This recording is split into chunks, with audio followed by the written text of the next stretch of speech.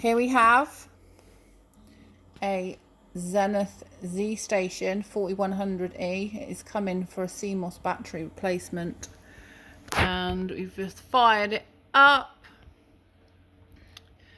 and it's still working really well. There we go, Microsoft Windows 98, and it's got a really good boot time for its age. I mean, to be honest, this kind of puts some of the newer computers to shame.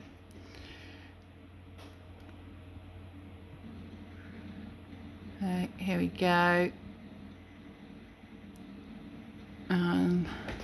Good old little egg timer there.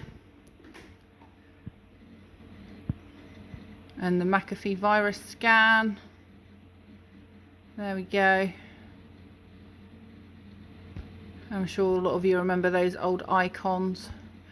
So this is when old tech becomes retro and it's still fully usable as basically a word processor, but it does the job and it lives to see another day.